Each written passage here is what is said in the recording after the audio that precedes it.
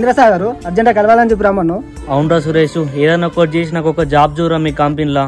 అరే మా కంపెనీ ఏమైనా ఉంటే నేను చెప్పన్నారా, మమ్మల్ని ఎప్పుడు తీసిద్దామని ఉన్నది వాళ్ళకు. అరే సురేష్ ప్లీజ్ రా, ఈ కంపెనీ కాకుండా నీకు తెలిసిన వేరే కంపెనీలో ఏ కంపెనీ అయినా నేను జాబ్ చేస్తారా ప్లీజ్ రా, లాస్ట్ కు 10,000 ఇచ్చినా సరేరా. అరే ఇంద్రసాగర్ ఇట్లా మాట్లాడతాను, అసలు ఏమైందిరా నీకు? మా ఇంట్లో పరిస్థితులు ఏం మంచి లేవురా. మా అన్నకు బిజినెస్ లాస్ వచ్చింది, మా వదిననేమో నన్ను ఇష్టం ఉన్నట్టు తిడుతాందిరా. చివరికి మా హని కూడా నువ్వు బ్యాడ్ బాబాయ్ అంటే నేను తట్టుకోలేకపోతాను రా సురేష్. సరే సరేరా, నేను చూస్తాను, అంత ఎమోషనల్ కాకు.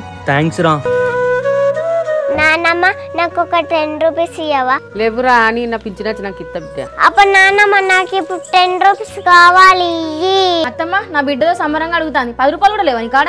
ఏది కూడా గట్లా అంటాను, నా దగ్గర ఉన్నప్పుడు కొనియలేదా? లేవు కాబట్టి లేవంటానా? అదే అత్తమ్మ, మీరు కొనిచ్చిన పైసలతో తినే నా బిడ్డ ఇంత పెద్దగా అయింది కదా.